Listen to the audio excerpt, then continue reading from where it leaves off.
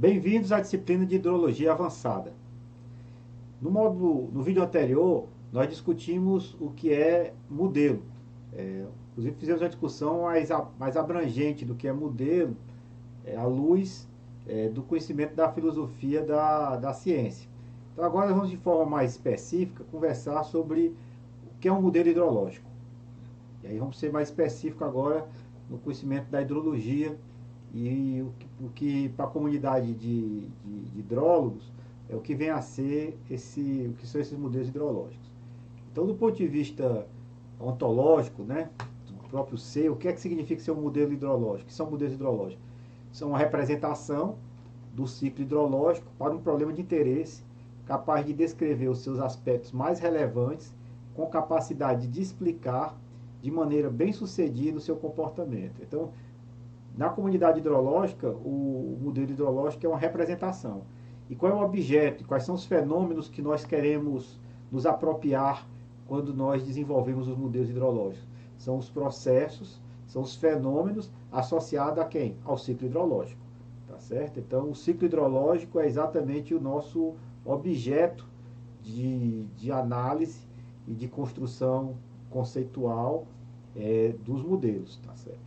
Então, e o ciclo hidrológico, não só o ciclo hidrológico na escala global, mas muitas vezes por um problema de interesse, um problema nosso de interesse, né, mais específico. A gente constrói modelos muitas vezes para resolver esses problemas, como a gente já conversou anteriormente, para descrever, analisar, prever uma parte específica aí da realidade. Então, vai escrever os aspectos mais relevantes e explicar de maneira bem sucedida como é que se dá o seu comportamento. Então, completamente aderente àquela visão representacionista do que é modelo. Por que é que nós precisamos usar os modelos de hidrologia? Os modelos hidrológicos são necessários por quê? Eles vão ser necessários exatamente para a gente poder compreender o comportamento dos sistemas hídricos, dos sistemas hidrológicos, prever os resultados desses sistemas. Essas duas dimensões já bastante debatidas por nós quando conversamos lá sobre o que é modelo, e também, aí já olhando de um ponto de vista mais pragmático da engenharia, auxiliar a tomada de decisões sobre intervenções nos sistemas. Então, os modelos eles vão também ter essa função de auxiliar o processo de tomada de decisão e gerar algumas informações adicionais e complementares sobre aquele sistema que serão úteis para o processo de tomada de decisão ou para a nossa compreensão acerca da realidade hidrológica. Tá certo? Então, de fato, há uma necessidade para que a gente possa compreender os fenômenos, prever esses fenômenos, tomar decisões sobre esses fenômenos.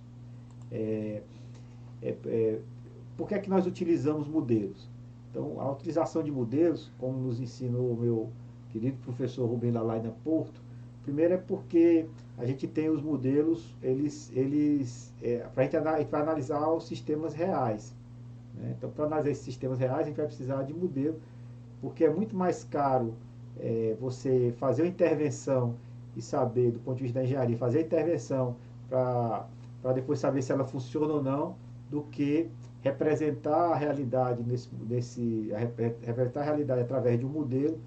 A partir dessa representação da realidade, construir as intervenções que a gente avalia que são importantes, e a partir daí você decidir sobre qual tipo de intervenção, se ela vai existir ou não vai existir. Então, do ponto de vista da engenharia, a necessidade do modelo ela se interpõe porque é mais caro você interferir na realidade para depois saber suas consequências do que você fazer uma análise e planejamento prévio utilizando modelos para poder tomar essa decisão sobre o que fazer. Um outro ponto importante que ele sempre dizia é que o modelo também é uma ferramenta de aprendizagem, de tentativa e erro. A gente pode aprender sobre como funciona a realidade, que é aquela ideia da compreensão de como é que os sistemas hidrológicos podem funcionar. E é mais barato esse processo de aprendizagem no modelo, esses testes que a gente faz. Então, o modelo tem, além dessa capacidade de nos fazer aprender, ele é também uma ferramenta de treinamento, que a gente pode transmitir de um grupo para outro informações, capacitar sobre os aprendizados que a gente tem sobre essa realidade. Às vezes é mais fácil utilizando as características do modelo. E eles possibilitam a gente poder então analisar essa realidade para de novo fazer previsões, né, explicar o comportamento do sistema e no nosso caso na engenharia até fazer uma identificação da relevância ou não, ou de como deve se dar um determinado tipo de intervenção apoiando os processos de tomada de decisão.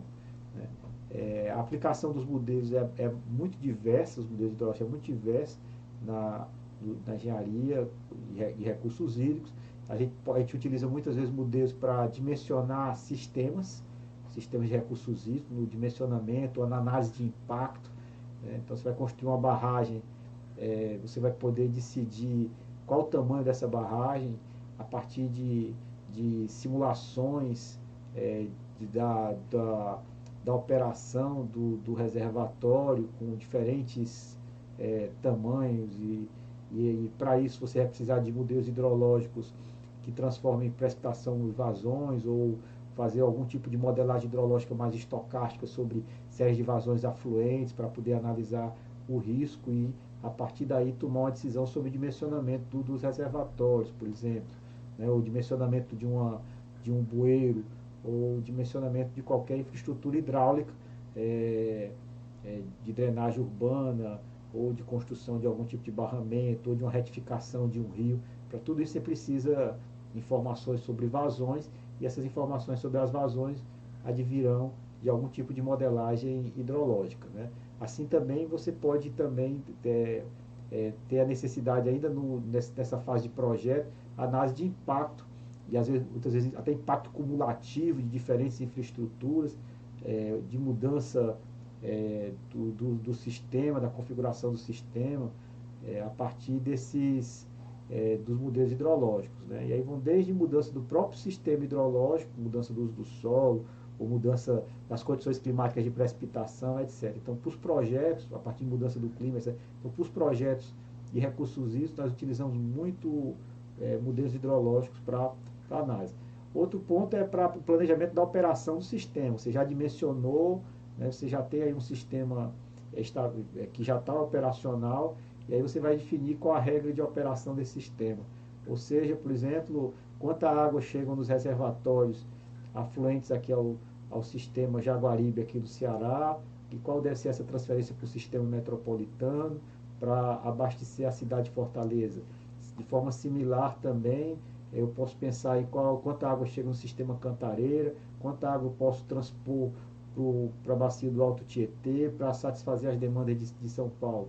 Para isso eu preciso de modelos hidrológicos que informem quais são as vazões afluentes, para poder a gente analisar riscos. Né? Então, esse planejamento operacional pode ser também do próprio setor hidrelétrico brasileiro, quais são as vazões que chegam aos reservatórios do sistema hidrelétrico, do sistema hidrelétrico brasileiro, para poder definir quais vão ser os despachos de energia hidrelétrica ou térmica, etc. Para tudo isso precisa ter informação do regime de vazões e os modelos hidrológicos eles são importantes nisso. E às vezes muitas vezes também para o controle de operação em tempo real desses sistemas, né? Não só a operação tática que eu acabei de sinalizar, como também a operação em tempo real do sistema. Então a gente vai precisar de modelos hidrológicos com uma gama muito grande de aplicações em recursos hídricos. E a gente avalia esses modelos hidrológicos, eles têm que ter algumas características desejáveis, tem que ter alguma qualidade. Né? Uma primeira delas é a precisão, que tem a ver exatamente com a aderência do modelo às observações que nós temos. Né? Quão bem o modelo representa a realidade. Né? Ele representa essa realidade de forma suficientemente próxima. Então, a primeira qualidade que os modelos hidrológicos devem ter é exatamente essa da precisão. Salvar o fenômeno, né? Salvar os fatos, né? Ter uma grande capacidade de representar esses eventos, né? Isso é importante. Um segundo é que naquela escola lá da simplicidade é que os modelos sejam o mais simples possíveis, né?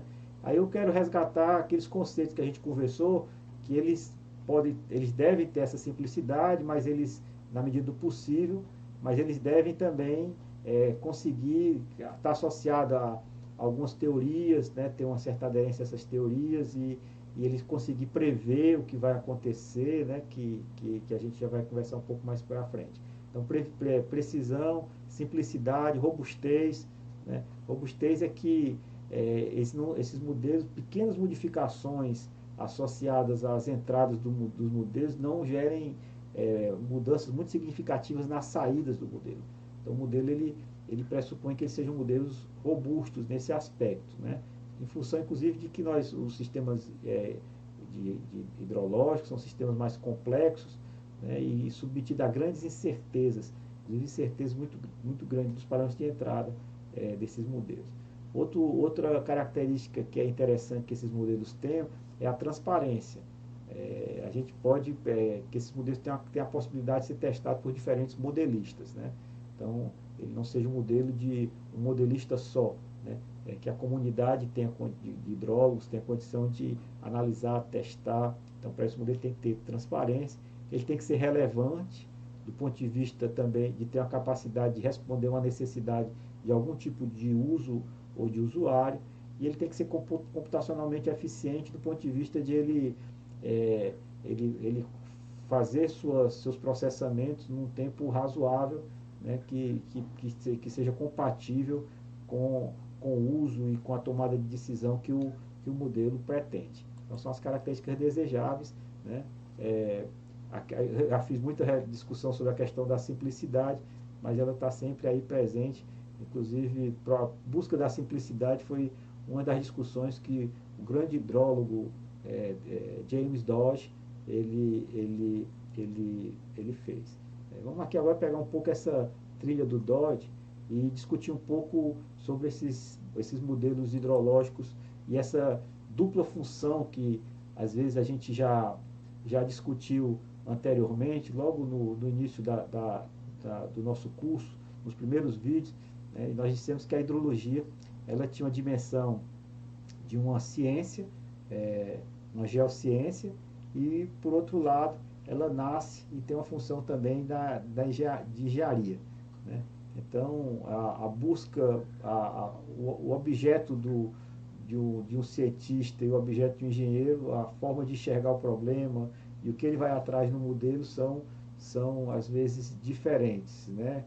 Às vezes o engenheiro também é cientista, certo? E aí ele vai buscar essa dupla função. Mas normalmente quando a gente dá o olhar do indivíduo, a gente dá o olhar do ponto de vista de uma pesquisa científica, o cientista de pesquisa ele usa observações principalmente como uma base de comparação entre as previsões baseadas em hipóteses alternativas e combina hipóteses confirmadas em um sistema teórico que lhe permite compreender a natureza.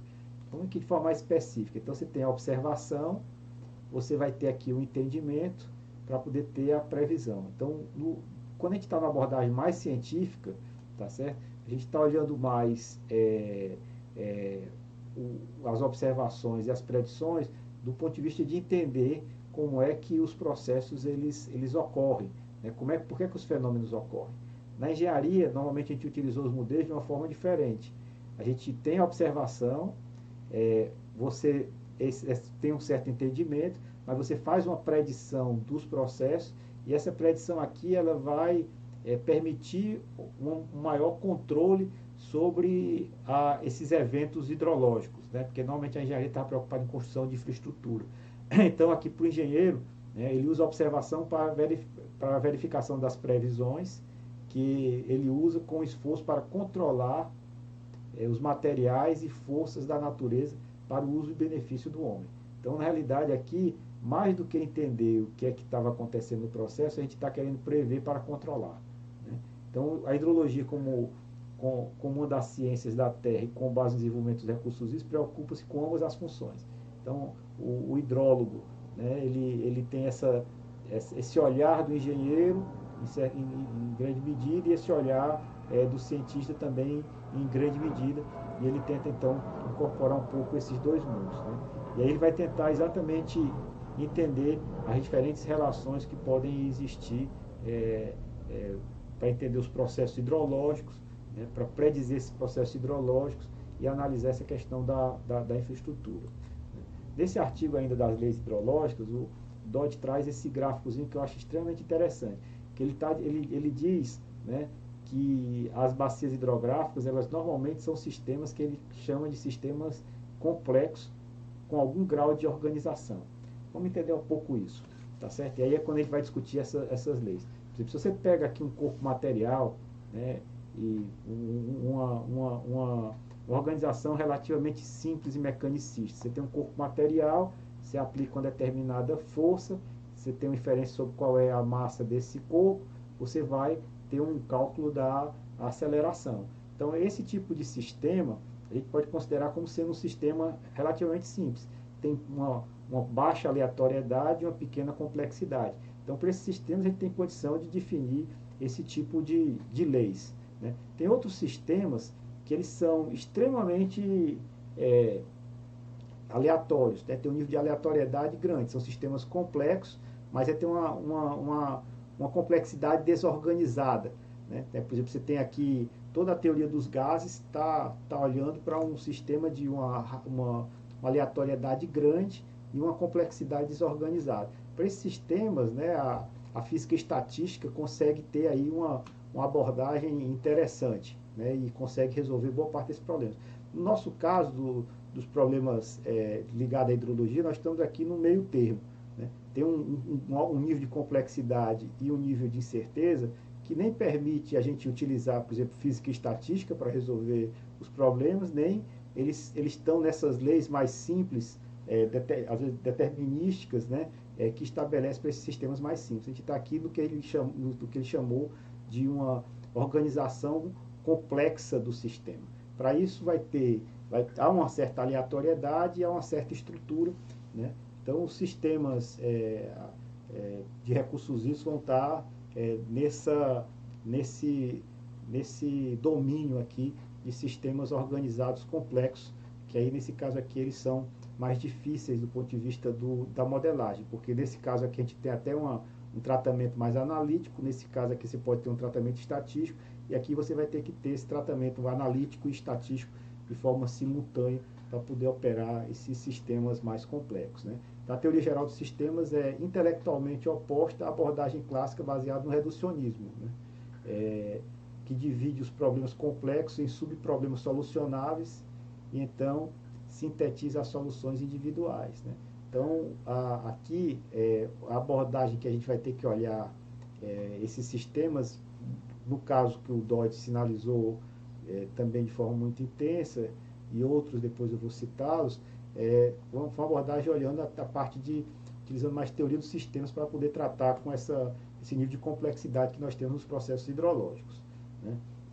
E aí foi a primeira abordagem que a gente teve da modelagem hidrológica, foi exatamente trabalhar os sistemas hidrológicos e representar o ciclo hidrológico, os processos hidrológicos com uma abordagem mais de teoria dos sistemas. Depois que cresce e avança uma hidrologia baseada, fundada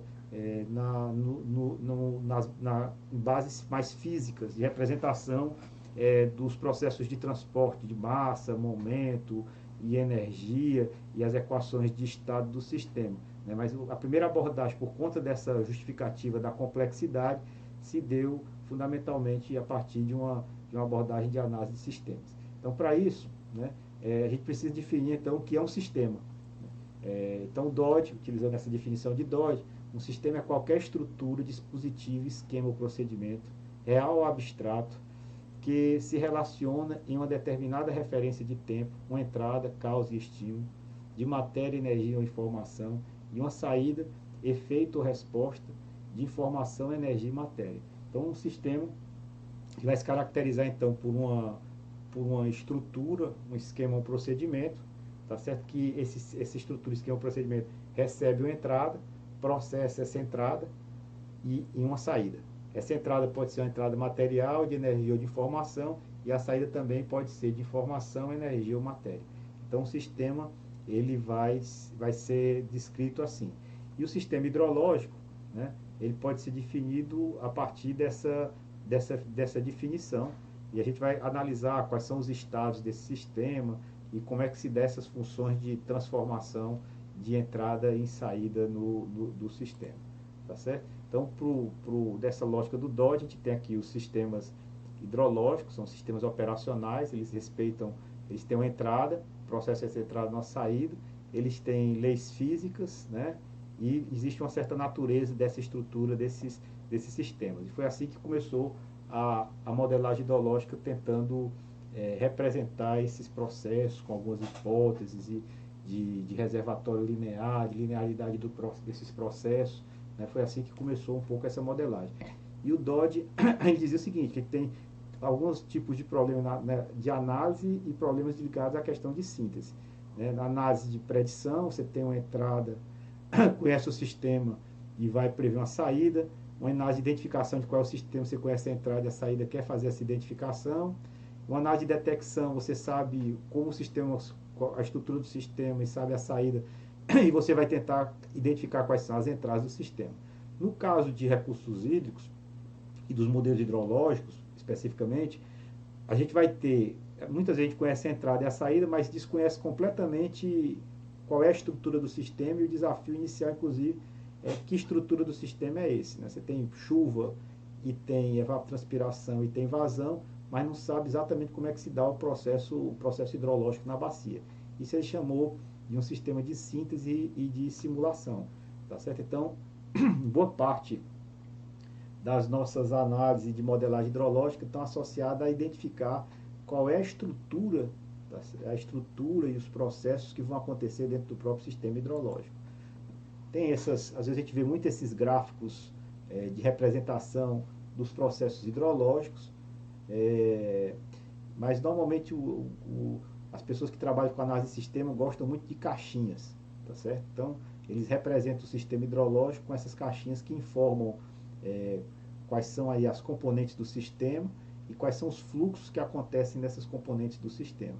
Então, aqui, o ciclo hidrológico, então, se você considerar o ciclo hidrológico como sendo um movimento de umidade da água na terra, ele é um sistema fechado, né, que é até o título do artigo do DOD. E esse ciclo fechado ele é composto, então, por um componente oceânico, né? Esse componente oceânico ele evapora uma parte dessa água dos oceanos para a atmosfera, tem uma parte de precipitação.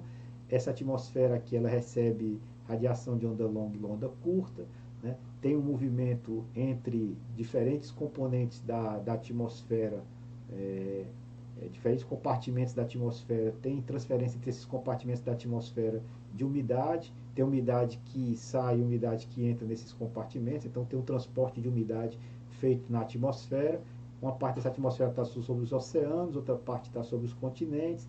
Essa parte sobre os continentes vai ter precipitação e evaporação sobre a superfície das encostas. Uma parte dessa água infiltra, outra parte se torna escoamento superficial direto que chega na rede de canais. Uma dessa água que infiltra vai chegar aqui no escoamento subsuperficial, na parte não saturada do solo, e esse escoamento subsuperficial pode chegar ao rio. Outra parte percola de forma mais profunda, essa percolação de forma mais profunda entra aqui no aquífero. Uma parte dessa água do aquífero pode vir para o canal. Essa água dos canais fluviais, dos rios, vão chegar a oceanos ou algum grande lago, né?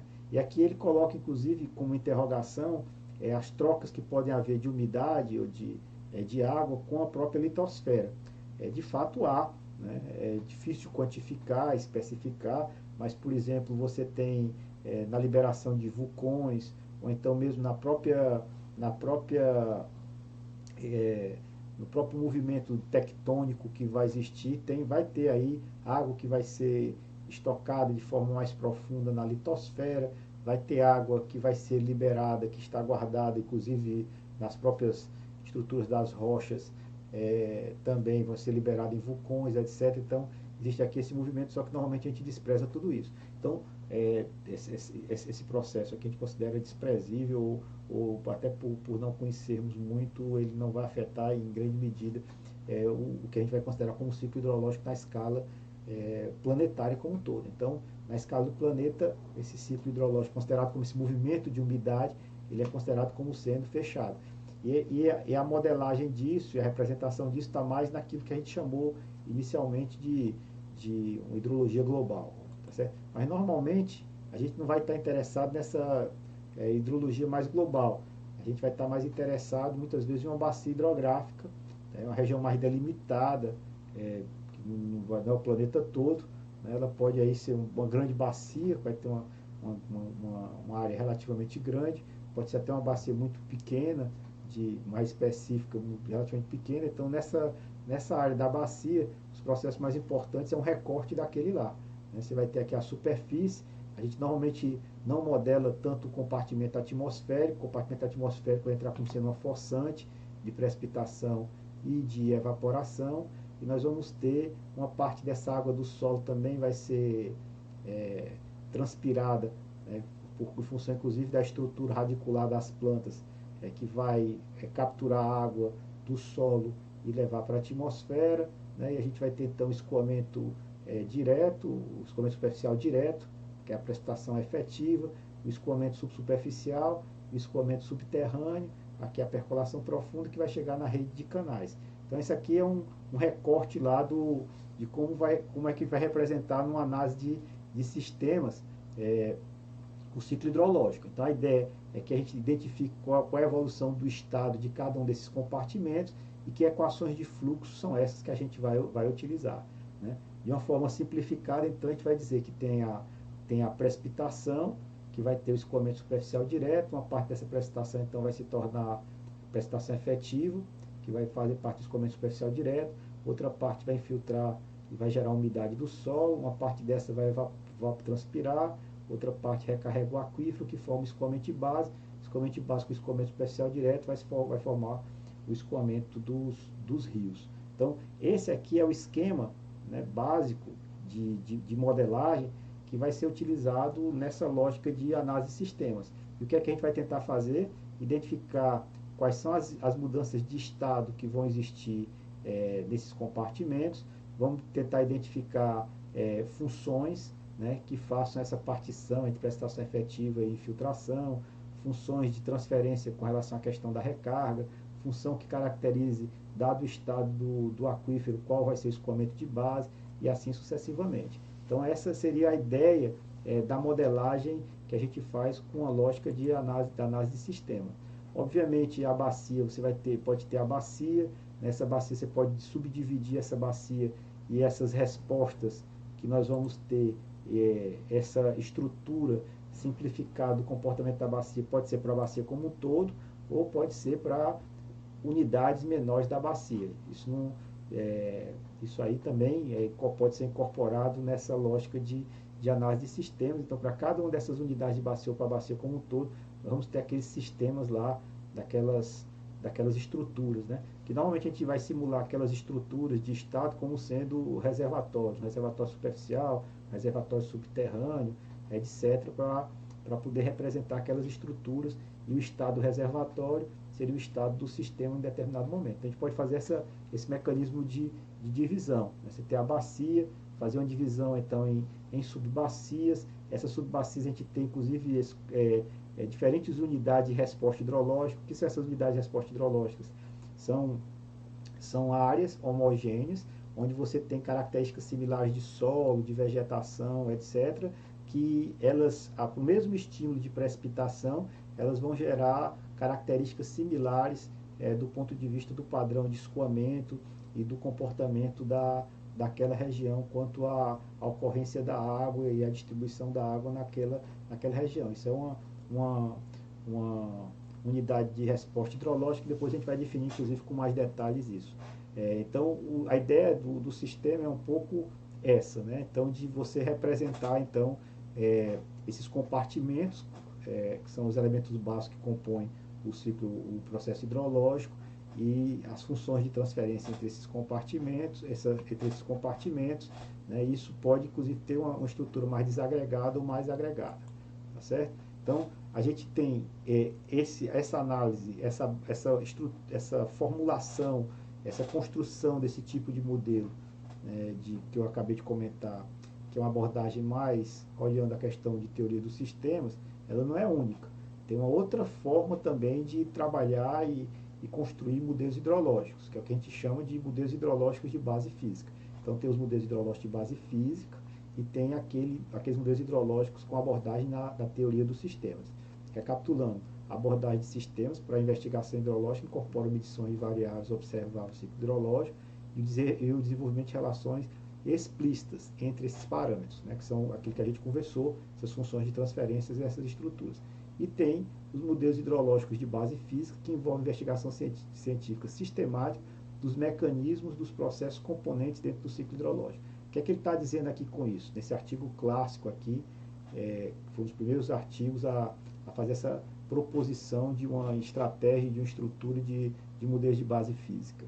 Ele está dizendo o seguinte, que a ideia básica dos modelos de base física é representar os processos hidrológicos, representar esse processo hidrológico através das equações de transporte, de momento, de massa, de energia e das equações de estado, tá certo? Então, a partir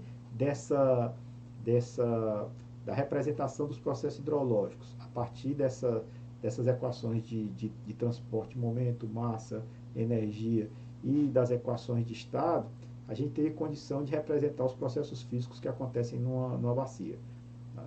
Essa é a ideia básica dos modelos hidrológicos de base física. Então, eles não utilizariam essas funções empíricas mais comuns e essa estrutura de caixa e de reservatórios da forma como é feita nos modelos de análise de sistema e trabalhariam centralmente utilizando essas equações de transporte, né? E a partir delas seriam construídos. Né? Então, os objetivos desses modelos de resposta hidrológica, normalmente a gente já viu, né, sintetizar eventos hidrológicos do passado, prever futuro, avaliar os efeitos de mudanças artificiais impostas pelo homem no regime hidrológico. E essa função 3 aqui, os modelos hidrológicos de base física, é onde eles têm uma das suas grandes justificativas, né?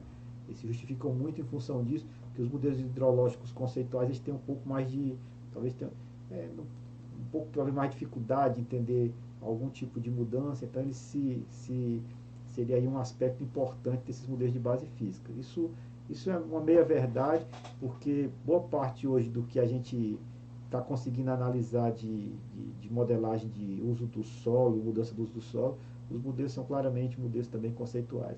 Os modelos de base física, de fato, eles, apesar do esforço que eu vou já comentar atual muito grande, no primeiro momento, eles se concentraram muito em pequenas bacias, em função de uma dificuldade estrutural que esses modelos têm, que é exatamente a informação de dado, a heterogeneidade, a variabilidade que nós temos na ocorrência, por exemplo, do solo, e por função do solo e outras características, mas, por exemplo, citando aqui o solo de forma específica, você vai ter diferentes parâmetros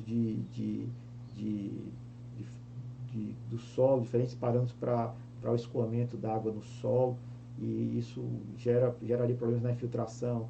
De forma similar, né, outros processos hidrológicos teriam essa heterogeneidade na ocorrência, inclusive espacial, que fariam com que faz com que se torne muito difícil, né, a aplicação dos modelos de base física. Isso aqui requer uma quantidade de parâmetros relativamente maior. Né? Então, esses modelos de base físicas, eles precisam aqui de uma definição de como é que se daria a estrutura do modelo, né, como é que se daria a estrutura de conexão. Eles requerem aí uma estrutura de entrada meteorológica, obviamente, a entrada de parâmetros do escoamento, como número de Mane, permeabilidade do solo, né, e essas características todas, e a estrutura matemática para isso. Então, são todos esses aspectos, né, que representam aqui a estrutura da bacia, precisam ser bem representados desses modelos hidrológicos de base física. Eles podem ser por subbacia, mas também pode ser por célula. Né? Então, na célula ele vai representar inclusive a estrutura da topografia, essa estrutura da variabilidade espacial desses parâmetros de filtração, etc. E como é que ocorre em cada quadrícula dessa, esses processos precisam ser bem representados. Então, para que aconteça isso, essa representação, eles precisam normalmente de uma componente do modelo que vai tratar da precipitação e da evaporação, ou seja, a relação com esse compartimento atmosférico, uma componente desse modelo que vai trabalhar as equações que representam o processo de infiltração e escoamento da umidade no solo, né? E aí a parte inclusive da infiltração e do escoamento na parte não saturada do solo, teria aqui uma componente do escoamento em água subterrânea e teria aqui um escoamento na encosta e no canal. Então, na primeira abordagem desses modelos, eram essas quatro componentes que a gente poderia identificar. Depois a gente vai ver que existe aí, hoje em dia, os modelos de base física, eles têm um conjunto de componentes bem maiores, e eu vou depois mostrar para vocês. Mas logo no início era isso que estava sendo visto, e essas componentes, elas eram modeladas a partir de equações diferenciais parciais que representavam o conjunto dos processos, né? Equações diferenciais parciais que representavam o processo de infiltração e de escoamento na região não saturada, equações aqui que representavam o processo de escoamento de água subterrânea e as equações que representavam o processo do escoamento na encosta e no canal, né? Que aí são as equações de Richardson, as equações aqui de Saint-Venant, tá certo? Para a encosta e para o canal. Então, a resolução dessas equações diferenciais parciais é que possibilitariam a representação do ciclo hidrológico numa determinada bacia. Obviamente, essas equações elas precisam de uma quantidade muito grande de parâmetros, né? Se você pega aqui a equação de Richard, você vai ter aqui parâmetros com um nível de uma não linearidade extremamente grande, né, na parte não saturada do solo, né? Então aqui você vai ter uma dificuldade, então, inclusive esse solo de uma região para outra muda, né? Aqui você vai ter aqui no próprio overland, né, na encosta, você vai ter aqui um escoamento que vai ser representado pelas equações de Saint-Venant, ou uma simplificação das equações de Saint-Venant, que são as equações de onda cinemática. Mesmo aqui você vai ter rugosidade diferente, número de mangue diferente aqui nessa encosta, né? Os efeitos da topografia também são relevantes nisso. Então, todas essas informações que têm uma variabilidade espacial muito grande, elas tornam extremamente desafiador a implementação desse tipo de modelo. Não obstante eles serem modelos interessantes, porque eles representam toda a física, né? Todas as teorias que estão por trás deles são teorias físicas que tem aquilo que a gente já chamou anteriormente, aquela questão mais holística de você construir modelos e explicações na hidrologia que estejam associadas a outras teorias que já são teorias já reconhecidas e consolidadas em outras áreas do conhecimento. Isso é sempre interessante, mas existia aqui uma limitação prática extremamente grande para a implementação desses modelos que se tratava exatamente dessa base de dados, né?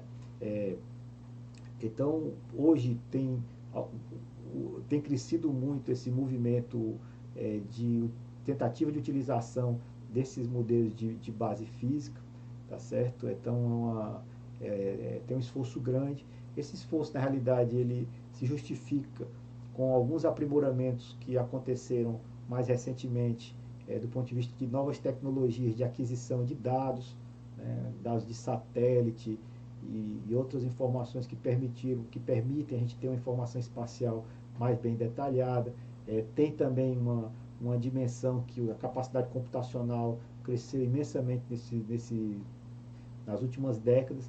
Então, em função disso, tem um esforço muito atual de uma utilização mais ampla desses modelos baseados em processos físicos, né, com aquelas equações que a gente já conversou.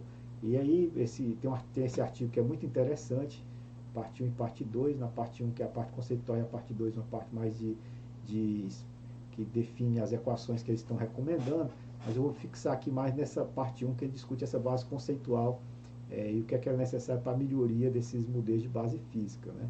Então ele tem um desafio das equações apropriadas para simular os fluxos de água, energia e momento, para diferentes subsistemas dentro do domínio do modelo, que dentro do domínio do modelo tem diferentes contextos, né? E aqui utiliza até o conceito de subsistema.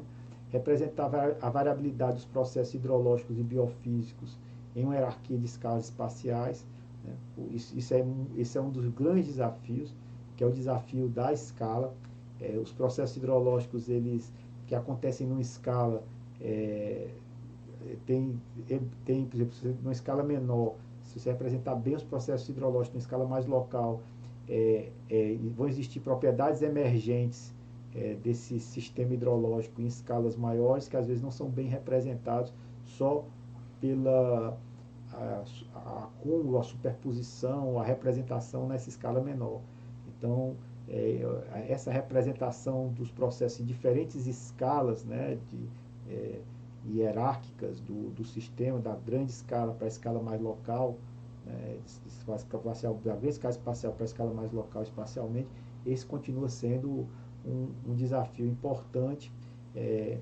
Resolver as equações do modelo, incluindo o acoplamento do processo em diferentes subdomínios do modelo, então ainda tem aí um desafio ainda de modelagem desses equacionamentos, né? A estimativa dos dados de entrada e parâmetros do modelo, aquilo que a gente falou para vocês aqui sobre a questão da heterogeneidade dos dados e como é que esses dados vão se comportar.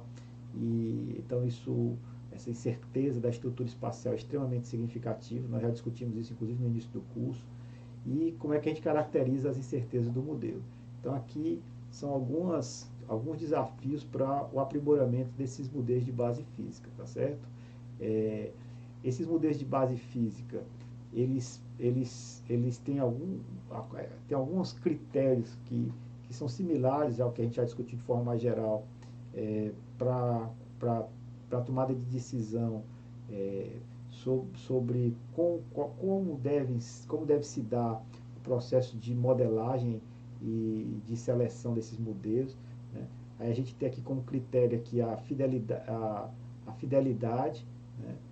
Que o modelo deve ter com os dados observados, que a gente já conversou sobre isso, a complexidade, quais os processos devem ser representados explicitamente, porque tem muita complexidade dos processos hidrológicos, alguns processos precisam ser representados de forma explícita e outros não, né? A praticidade do modelo, que tem a ver com o custo computacional, existência aí para a modelagem desejada, e a questão clássica para os modelos também os modelos de base física, que é a disponibilidade de dados, né? Existem dados suficientes para forçar os modelos hidrológicos espacialmente distribuídos, considerando esse tipo de representação? Então, quando a gente vai ou construir, ou analisar, ou selecionar um modelo de base física para nós implementarmos, não é isso? A gente tem que olhar essas questões. E aí, não só de base física, esses critérios também eu diria que são válidos também para os modelos que nós consideramos modelos com abordagem de análise de sistemas, né? Esses modelos de base física e a modelagem, inclusive, que está muito associada a ele, que são a modelagem distribuída, hoje em dia, de certa forma, continua tendo duas escolas, né? E de duas classes de modelos. Um modelo que a gente podia chamar de modelos modernos da superfície da Terra, que é o Land Surface Models. Esses Land Surface Models, eles estão mais interessados no feedback dos processos biofísicos e hidrológicos e esses feedbacks com a atmosfera terrestre. São modelos que estão preocupados muito intensamente com a componente vertical desses modelos, né? Que são os modelos que são acoplados aos modelos de climáticos, né? Seja de mudança do clima, previsão do clima sazonal, né? Esses modelos que querem analisar a própria dinâmica da vegetação. Então, esses modelos são modelos interessantes e têm essa perspectiva. E tem os modelos hidrológicos, digamos assim, mais clássicos, tá certo? Para essa aplicação da modelagem hidrológica de base física, que são os modelos hidrológicos que são usados para uma ampla gama de problemas de aplicação na engenharia, tá certo? E aí, no caso aqui, o que vai interessar mais é essa parte de previsão de cheias, secas, né? E a questão do controle que nós discutimos anteriormente. vai tentar entender essas relações e modelar aí de forma mais adequada os fluxos para poder entender os processos e ter essa operação. E os modelos hidrológicos mais estão focados mais na vazão, que normalmente é um parâmetro fundamental para o dimensionamento de infraestruturas hidráulicas, né? Então, e que são as estruturas de controle do sistema, e é por conta disso, e aí esses modelos são modelos mais, os modelos hidrológicos da linha mais hidrológica, mais clássica, tá bem? Esses modelos, nessa abordagem aqui, a gente vai ter que ter diferentes domínios do modelo, né? Como eu falei, a gente discutiu um pouco aquelas 4 componentes que nós tínhamos no modelo hidrológico de base física lá, inicialmente proposto nos anos 60, né? E aqui a gente já vê que surgem, inclusive com esse olhar também, que é o olhar do Land Surface Model, vocês tem componentes que surgem de forma mais intensa. Por exemplo, uma componente que vai surgir é o balanço, aqui vai ter o que é azulzinho é balanço de água, de transporte de umidade, e o que é vermelhinho aqui é o balanço de energia. Por exemplo, o balanço de energia, para esses modelos de Land Surface Model, é muito importante representar como é que se dá o balanço de energia, entendendo aqui o comportamento da vegetação, tá certo? Então, o que vai, quanta radiação chega, quanta radiação vai chegar aqui embaixo, essa radiação que chega aqui aqui no pé daquizinho da árvore, aqui vai estar associada ao próprio derretimento de gelo e outras coisas mais. Então eles vão querer representar melhor esse tipo de fluxo, né? Então você vai incorporar outros domínios, inclusive, no modelo, né? Os autores desse artigo aqui, eles propõem até uma visão mais unificada da abordagem hidrológica, porque eles acreditam que até mesmo modelos de base física ou modelos de base de análise de sistemas, normalmente os modelistas, eles têm 2 pressuposições que são comuns a eles. Primeiro é que a maioria dos modeladores hidrológicos compartilham um entendimento geral comum de como os fluxos dominantes de energia e de água afetam a evolução temporal dos estados termodinâmicos do sistema.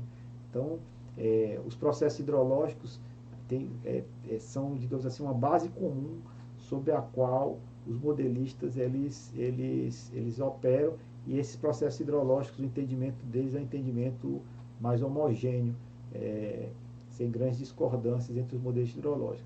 E o segundo é que as principais questões científicas do desenvolvimento do modelo são como é que a gente representa as variáveis espaciais do modelo, como é que se dá a conectividade hidrológica do modelo em todo o domínio. A conectividade hidrológica é a água que precipita, como é que ela vira escoamento e qual a conexão desse escoamento da encosta com o escoamento na superfície, qual a conexão desse escoamento na superfície com o processo de infiltração e como é que ele se conecta com a água subterrânea. Então, essas conectividades hidrológicas, né? E a questão da variabilidade espacial dessa conectividade, dos parâmetros dessa conectividade. E a outra questão é a parametrização dos fluxos de água e de energia nas diferentes escalas. Então essas são 2 questões que unificam todo mundo. Então, em função dessas 2 questões, eles acreditam que daria para propor um modelo mais unificado, tá certo? E eles propuseram aqui uma lógica de trabalhar essas questões desses modelos mais unificados, que poderia ter tanto uma abordagem aí de análise de sistemas, como uma abordagem de modelos de base física, tá? Então, eles aqui tem 2 conceitos que são importantes, que são usualmente utilizados em hidrologia, somente quando a gente trabalha essa parte de modelagem hidrológica, ela é distribuída, inclusive, esses modelos, esses 2 conceitos, eles ganham mais relevo ainda, que é o conceito de unidade de resposta hidrológica e de grupo de resposta hidrológica, né? Mas vamos entender um pouco aqui, né? Você tem aqui uma bacia hidrográfica, e essa bacia hidrográfica você pode fazer aqui uma divisão dessa bacia hidrográfica em quadrículas ou em subbacias, né? Então, essa divisão aqui em quadrícula e subbacia, e você pode representar essas quadrículas ou essa subbacia de forma concentrada ou através de uma grade. Então, uma unidadezinha, mesmo sendo aqui uma subbacia, você pode dizer que ela tem unidades diferentes, ou ser uma unidade só, ou definir alguns tipos de polígonos diferentes aqui dessa regiãozinha. Essa área que é uma subbacia, uma quadrícula, tá certo? Que a gente, quando a gente fez essa divisão, a gente chamou de grupo de resposta hidrológica. Dentro dela a gente vai ter as unidades de resposta hidrológica. Cada unidade de resposta hidrológica, ela vai ter características, por exemplo, cada uma vai ter características similares da resposta hidrológica. Vamos ser mais preciso e específico com relação a isso. Vamos olhar aqui essas duas definições e depois eu volto aqui ao quadro, né? Então, o que é que a gente chama de grupo de resposta hidrológica? As principais características do grupo de resposta hidrológica são: os grupos de resposta hidrológica podem ter qualquer formato, ou seja, podem ser quadrículas, bacias, etc. A área de cada grupo deve ser espacialmente contínua. Então aqui é um grupo de resposta hidrológica, né? E esse grupo de resposta hidrológica ele tem uma unidade, né? Diferente da unidade de resposta hidrológica, que uma unidade de resposta hidrológica pode ter essa região aqui da bacia pode ter características similares a essa aqui. Então nessas duas aqui a gente pode dizer que tem a mesma unidade de resposta hidrológica, não obstante elas estarem em grupos de resposta hidrológica diferentes. Então o grupo de resposta hidrológica está mais associado à estrutura espacial e a unidade de resposta hidrológica está mais associada ao tipo de resposta hidrológica que o sistema hidrológico vai ter com relação aos inputs de precipitação e de evaporação. Voltando para cá, então as áreas das GRUs devem ser espacialmente contínuas. Essas GRUs podem ser de qualquer tamanho, em princípio, tá certo? De qualquer forma. O cálculo para cada uma delas são realizados separadamente. O escoamento total da GRU é incluído vai do escoamento que vai para o rio.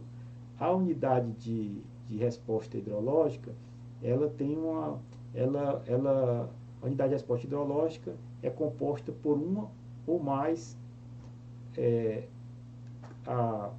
grupo de resposta hidrológica é composto por mais de uma unidade de resposta, pode ser composto por uma ou mais de uma unidade de resposta hidrológica, né? Então você pode ter esse grupo aqui, ó, cada um desses polígonos pode ser uma unidade de resposta hidrológica e todos eles fazem parte do mesmo grupo de resposta hidrológica.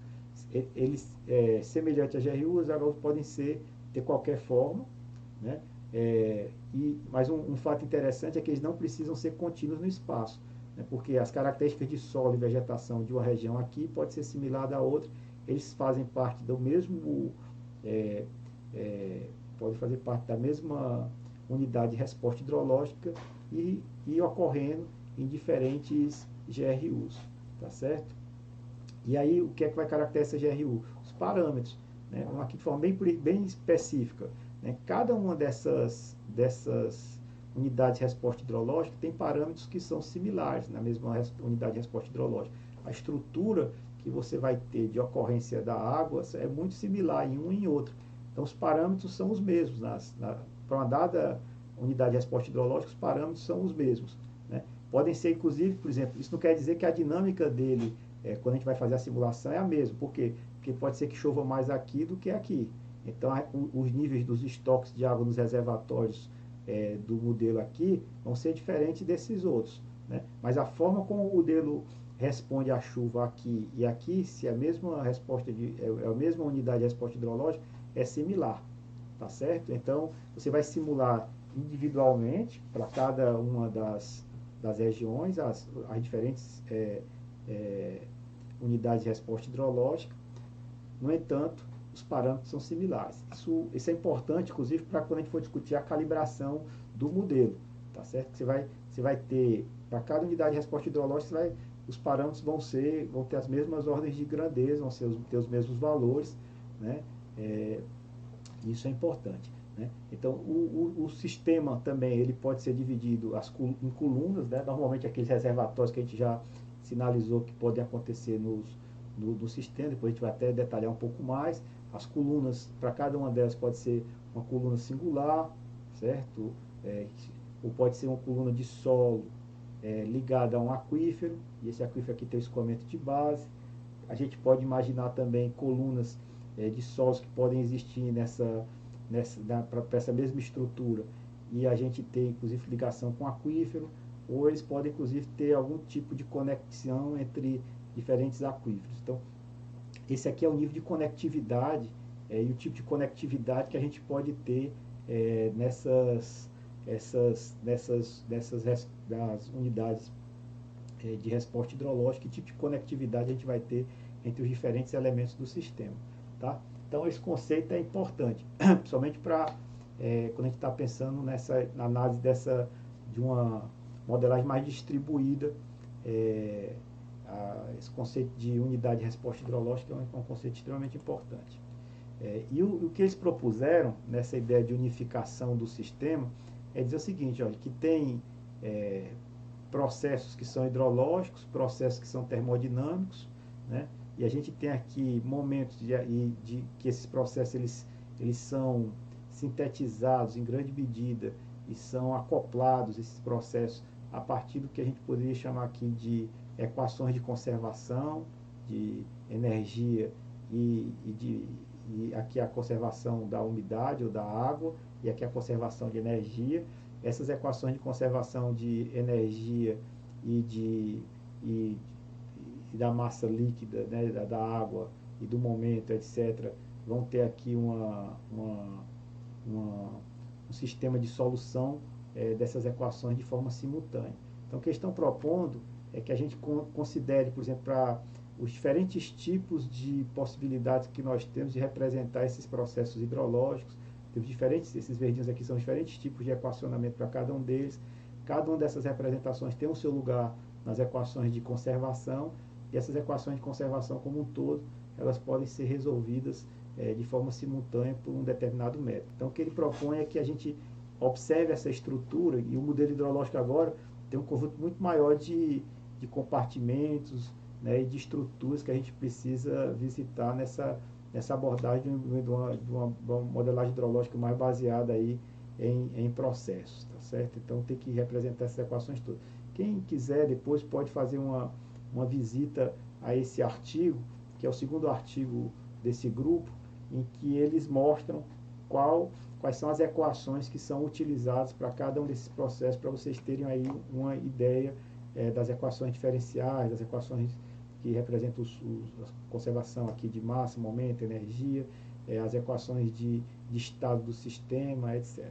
Tá? Dá uma olhada lá, que aí vocês conseguem ter com maior detalhe e visualizar o processo de equacionamento. Um ponto importante que eu já sinalizei para vocês, né, é exatamente essa discussão sobre a conectividade do sistema hidrológico como um todo, não é?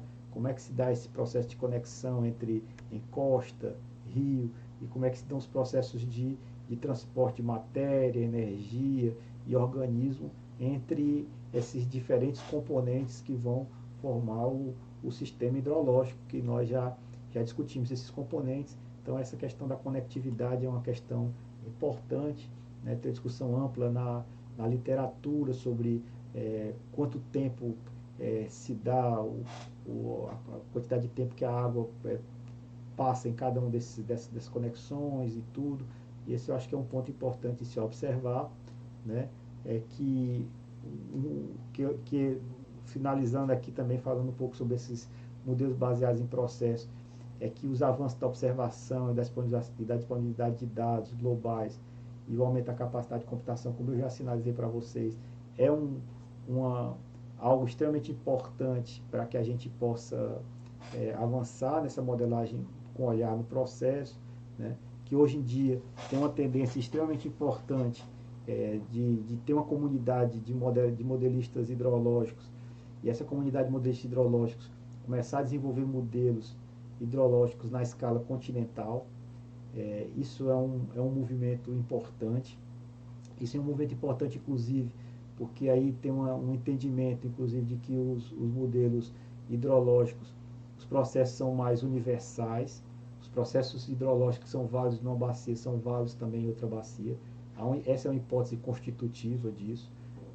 Obviamente, essa hipótese constitutiva talvez tenha algumas dificuldades, e aí o modelo vai tentar criar leis gerais e identificar quais são as situações específicas que essas leis gerais precisam ter algum tipo de ressalva, ou elas não vão se aplicar de uma forma mais geral, vão ter que encontrar uma forma mais específica, uma variante dessas estruturas, mas é um movimento da construção desses modelos hidrológicos de domínio continental, né? E uma lógica também de uma tentativa de melhoria do realismo físico desses modelos hidrológicos. Tem alguns que são mais otimistas com relação a isso, tem outros que são mais pessimistas com essa possibilidade de ter esse tipo de realismo físico desses modelos hidrológicos, que a gente já discutiu até as bases filosóficas disso, né? Tem uma lacuna hoje ampla, a gente discutiu muito no vídeo anterior esse conceito de teoria e prática. Há uma lacuna importante nessa questão da teoria e da prática, da modelagem hidrológica. A teoria e os modelos hidrológicos é uma lacuna, não é nem a prática dos modelos hidrológicos, é uma lacuna entre a teoria e a prática dos modelos hidrológicos.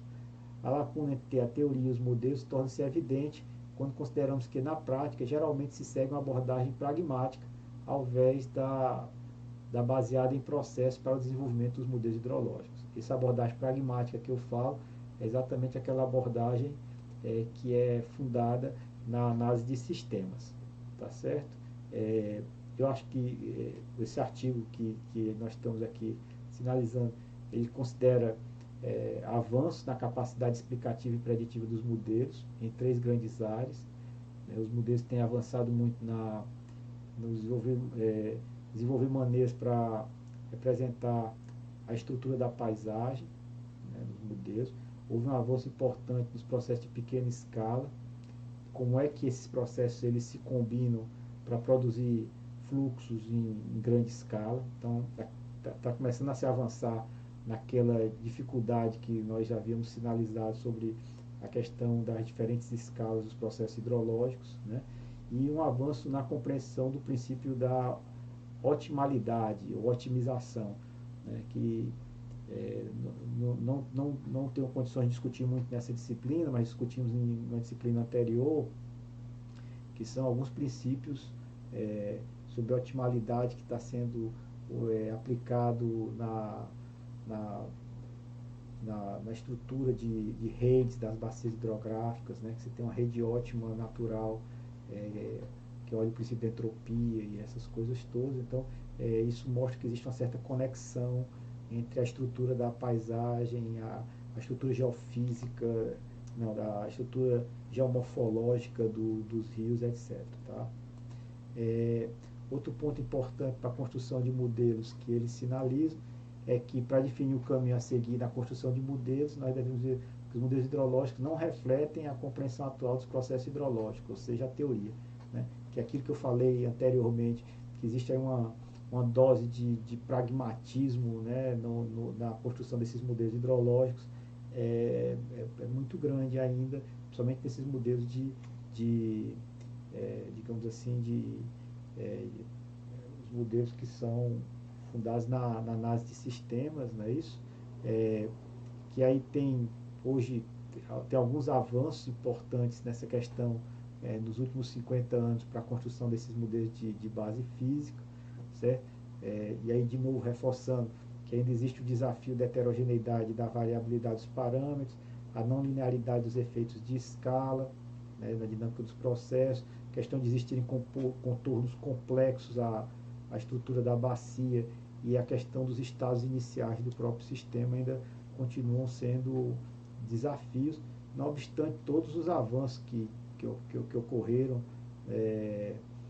na questão da base computacional, né, em algumas representações das equações de escoamento, etc. Então ainda continua tendo aqui um certo desafio, né? Um ponto importante em função desses desafios diz respeito exatamente à questão da incerteza associada a esses processos, né? Então, uma linha que tem sido feita, mesmo esses modelos hidrológicos que nós estamos aqui mostrando para vocês, eles têm uma característica fortemente determinística. De fato, o que acontece muitas vezes é a reintrodução da aleatoriedade, da incerteza dos processos a partir de uma análise dos resíduos dos modelos. Porque a gente vai ver mais na frente, inclusive, que a gente tem lá a observação, tem a simulação, o resultado da simulação do modelo, por exemplo, na vazão. Vazão observada e vazão modelada. Essas duas têm uma certa diferença, que a gente quer que elas sejam o mais próximo possível, uma seja mais aderente à outra, né? Mas vai existir aqui uma diferença, essa diferença é um resíduo, né? A análise dos resíduos que nós vamos ter nessas simulações, nessas modelagens hidrológicas de caráter mais determinístico, é uma certa medida da incerteza, e aí tem uma linha toda de preocupação e de modelos e de métodos para tentar reintroduzir de forma sistemática esses resíduos na análise dos modelos e com isso representar uma certa incerteza. Tem uma discussão interessante sobre isso nesse artigo do Farmer e do Vogel, tá certo? E a gente tem no nosso grupo, inclusive, utilizado muito esse tipo de abordagem para poder analisar a incerteza intrínseca nos modelos hidrológicos.